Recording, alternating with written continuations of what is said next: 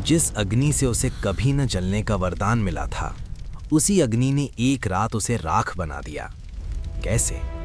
क्या वरदान झूठा था, या फिर भक्ति की शक्ति वरदान से भी बड़ी होती है?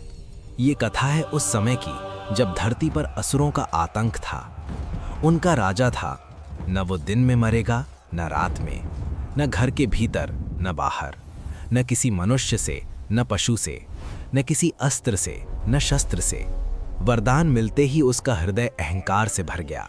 उसने घोषणा कर दी, अब इस संसार में मैं ही भगवान हूँ, मेरे अलावा किसी का नाम नहीं लिया जाएगा। राज्य में भय छा गया, मंदिर बंद करा दिए गए, विष्णु का नाम लेना अपराध बन गया। पर उसी महल में जन्मा एक बालक प्रहलाद, मासूम, शांत, पर भीतर से अद्भुत तेज से भरा हुआ।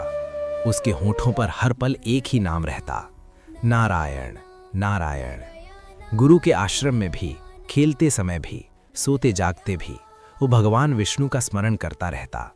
जब ये बात हिरण्यकश्यप को पता चली, उसका क्रोध सीमा पार कर गया। उसने प्रहलाद को दरबार में बुलाया। पूरे दरबार के सामने उसने पूछा, बताओ सबसे बड़ा कौन है?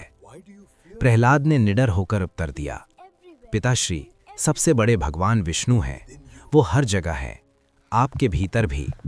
ये सुनते ही दरबार में सन्नाटा छा गया।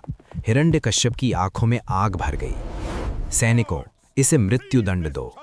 पहले उसे विष दिया गया, पर विष अमृत बन गया। उसे विषैले सांपों के बीच डाला गया, पर सांप उसके चरणों में लिपटकर शांत हो गए। हाथियों से कुचलवाने की कोशिश हुई, पर हाथी उसके सामने झुक गए। उसे ऊंचे पर्वत से गिराया गया, पर वह सुरक्षित नीचे उतर आया।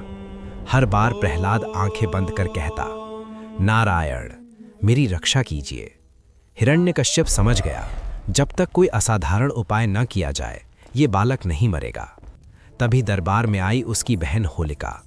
होलिका को एक विशेष वरदान प्राप्त था, अग्नि उसे कभी नहीं जला सकती। हिरण्यकश्यप के चेहरे पर क्रूर मुस्कान फैल गई। बहन, प्रहलाद को अपनी गोद में लेकर अग्नि में बैठ जाओ। होलिका को अपने वरदान पर पूरा भरोसा था।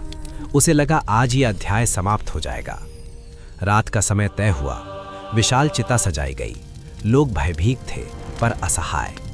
होलिका अग्नि रक्षक वस्त्र पहनकर आई। उसने प्रहलाद को गोद में उठाया। अब देखती हूं तुम्हारा विष्णु तुम्हें कैसे बचाते हैं, उसने व्यंग से कहा। प्रहलाद मुस्कुराया। उसने आंखें बंद कर लीं। उसके होठों पर फिर वही नाम था, नारायण। अग्नि प्रज्वलित हुई, लपटें उठीं, चिता धड़कने लगी। शुरुआत में होलिका निडर बैठी रही। उसे विश्वास था कि अग्नि उसका कुछ नहीं बिगाड़ सकती। पर अचानक तेज हवा चलने लगी। अग्नि की लपटें दिशा बदलने लगीं। धीरे धीरे वो अग्नि रक्षक वस्त्र जो होलिका को बचा रहा था, उसके कंधों से खिसकने लगा। होलिका घबराई। उसने वस्त्र को पकड़ना चाहा, पर हवा और प्रचंड हो गई। क्षण भर में वो दिव्य वस्त्र उड़कर प्रहलाद के शरीर पर आ गिरा।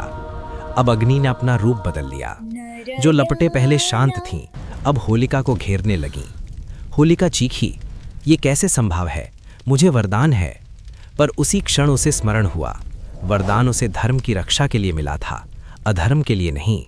उसने एक निर्दोष भक्त को जलाने का प्रयास किया था और वरदान का दुरुपयोग किया था। अब अग्नि उसे नहीं छोड़ने वाली थी। कुछ ही क्षणों में उसका अहंकार, उसका अभिमान सब राख में बदल गया और अग्नि के मध्य बैठा छोटा सा बालक पूर्णतः सुरक्षित था। लपटें शांत हुईं। राख के ढेर के बीच से प्रहलाद बाहर निकला। उसके चेहरे पर भय नहीं था, केवल भक्ति की चमक थी।